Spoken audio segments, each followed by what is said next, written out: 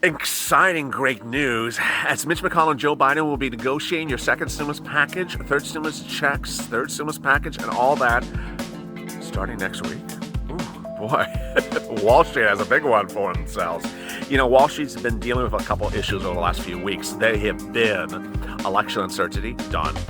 Contested election, okay, well, we got that. Not really an issue because the election's not particularly close.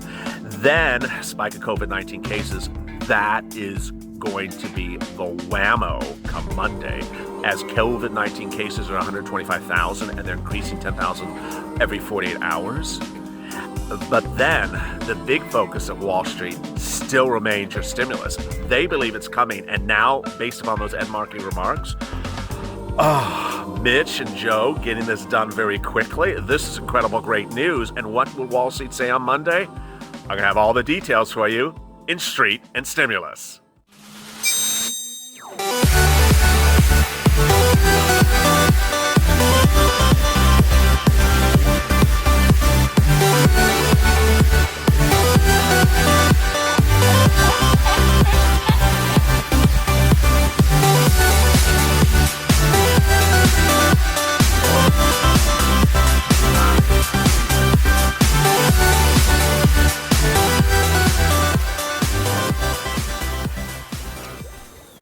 Hey, good afternoon, everybody. Incredible, great news as we deal with Street and Stimulus, the video on this channel that talks about how Wall Street predicts where your stimulus is coming, when it's coming, and how it's operating. Incredible, great news as we're dealing with really two big fronts right now, stimulus and COVID cases escalating, which work hand in hand because stimulus from first stimulus package is expiring and COVID cases are increasing, and there's nothing to balance that off except second stimulus and third stimulus.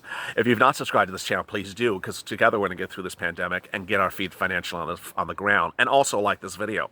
In this video, I'm going to go over why Wall Street is now concerned about COVID cases increasing and lack of first stimulus, why they're concerned about COVID cases increasing and lack of second stimulus, and why third stimulus may kick in a little bit too late, but now they may be very excited about the prospects of Biden and McConnell getting your stimulus out really quickly. Wow.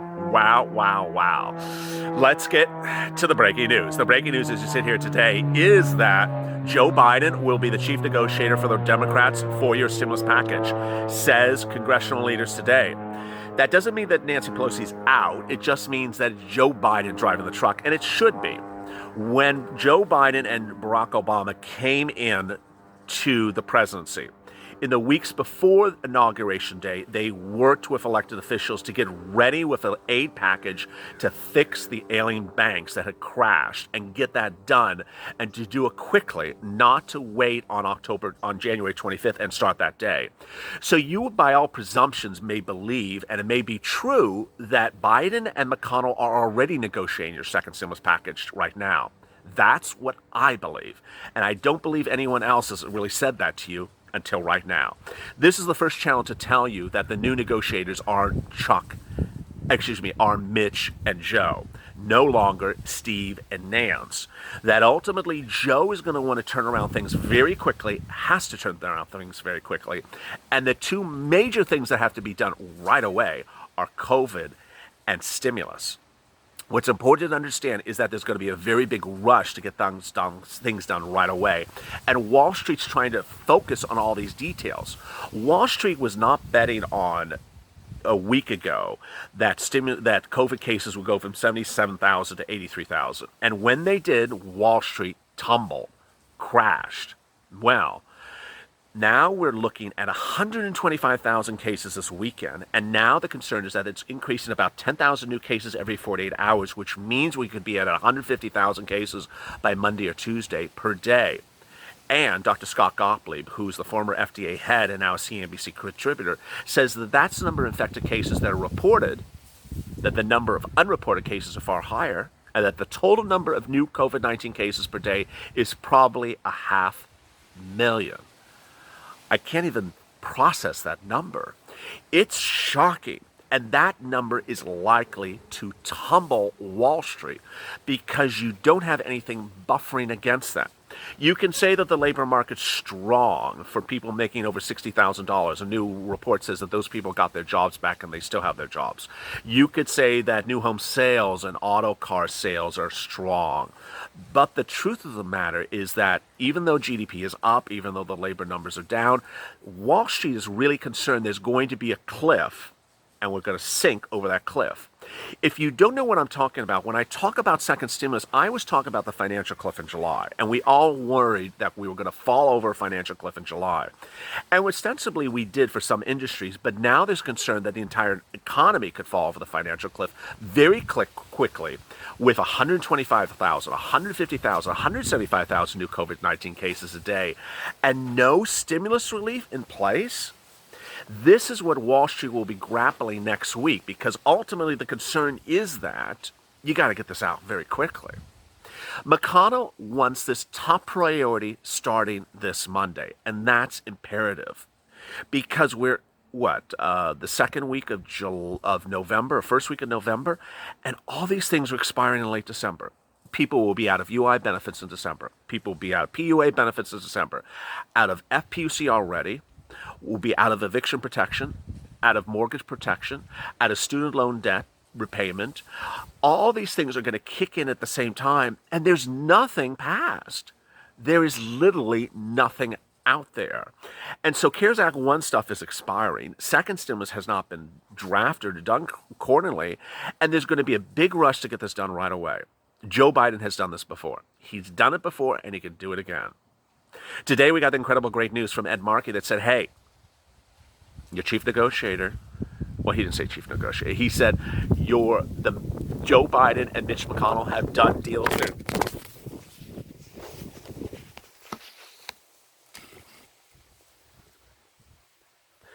Mitch McConnell and Joe Biden have done deals their entire life, and they're going to do another one on this one. And it will be COVID-19 relief right away. The question is, how quickly can they get it done? Mitch thinks he can turn this around very quickly, but Joe Biden's not in office yet. Joe Biden can negotiate the deal terms on behalf of the Democrats, but ultimately, he's not the person signing the bill. And so some people always ask that question. This is the uncertainty that Wall Street's going to address this coming week, that ultimately, how quickly could the stimulus relief get out, and how far is the stimulus relief going to be covering? What's important to understand is that Wall Street is worried about lockdown stimulus. They're concerned about the stimulus up to this point, and then they're concerned about stimulus from this point forward. Over the weekend, Wall Street has watched Greece, Italy, Germany, France, England all deal with lockdowns, modified lockdowns, short-term lockdowns, 15-day lockdowns, or one-month lockdowns. And now they're concerned, Wall Street, about how many lockdowns will be here. Some cities, some counties, some states have done partial or temporary lockdowns in the United States. But will widespread lockdowns be coming quite soon? And how do you combat 200,000 cases in the United States daily?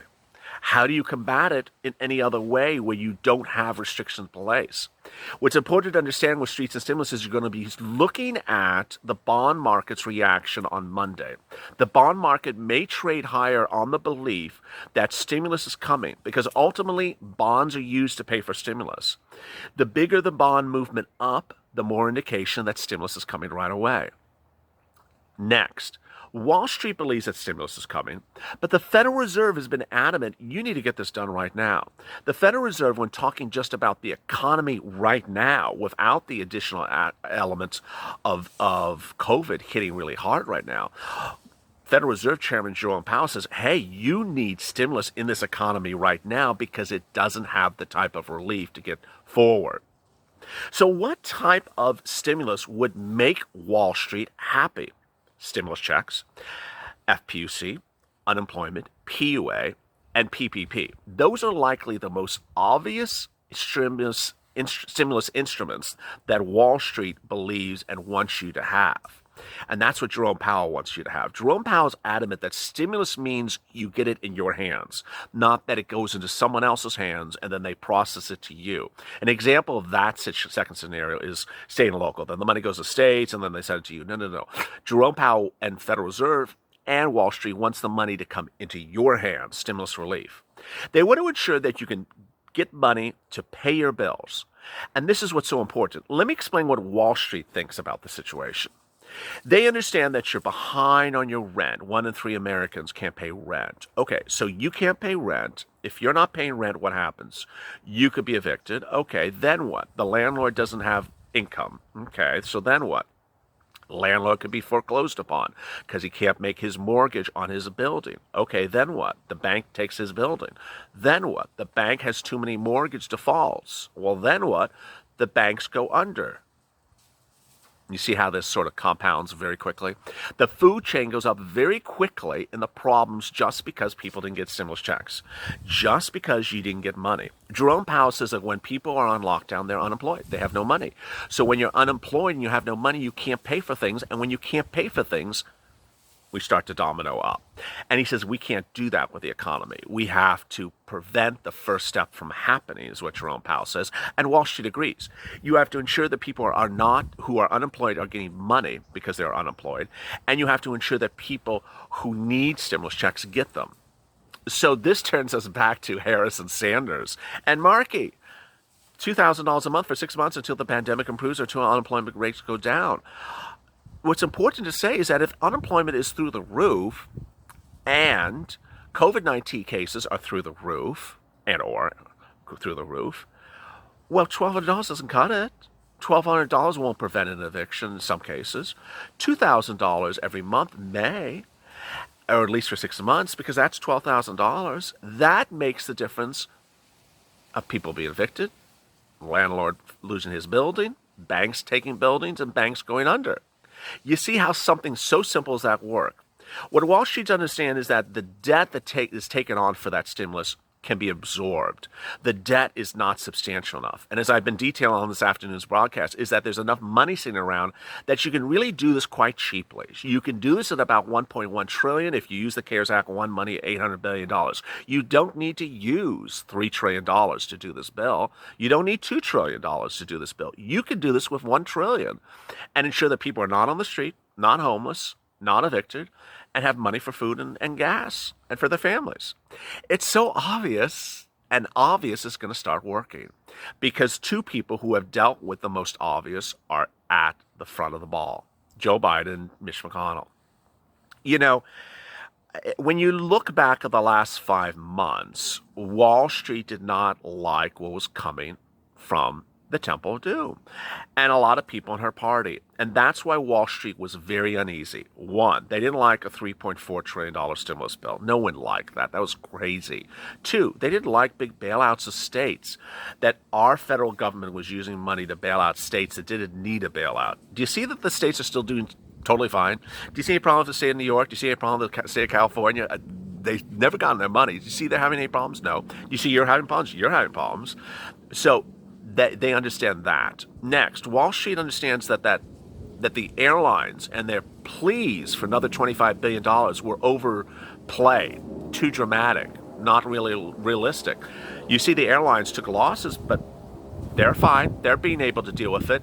It wasn't as catastrophic as the airlines portrayed it to be. They just wanted extra money. They wanted free grant money, and Wall Street said, yeah, you just want free grant money.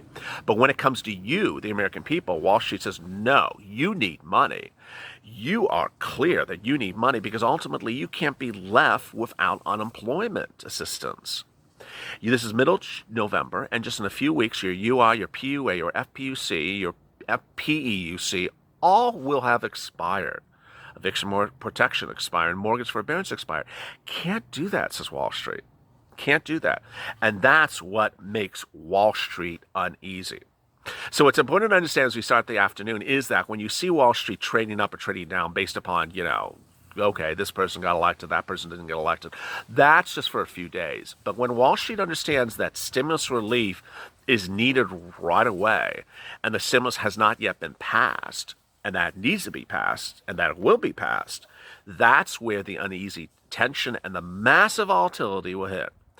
As Jim Cramer said last night, the next week should be one of the most interesting for Wall Street in a long time. What's my prediction? My prediction is that you're going to see incredible volatility over at Wall Street over the next 7 days. You're going to see one market crash that's going to be very significant when you see lockdowns and COVID cases escalate, because it's going to happen. We're in November, and the numbers are just not going in a good position, and there's nothing preventing them or stopping them from getting worse. What's important to understand is that when we're seeing this rapid escalation in COVID-19 cases, there's nothing stopping the number. So the number will grow exponentially every day because there's nothing in place to prevent it. And growing that exponential number means lockdowns will be coming next, and that's where you have unemployment and need for assistance. That's how we figure these things out. We're going to get through this pandemic together. It's all very clear. It's all very simple. And I really appreciate you for tuning in for this broadcast. If you've not subscribed, go to the Funds channel, subscribe. Also like this video. Coming up next is Evenings LALATE, starting with live edition of Purple Power at 6 o'clock, followed by Evenings LALATE Check. Big breaking developments on that at 6:30. As always, stay informed, stay smiling, stay with LA for more.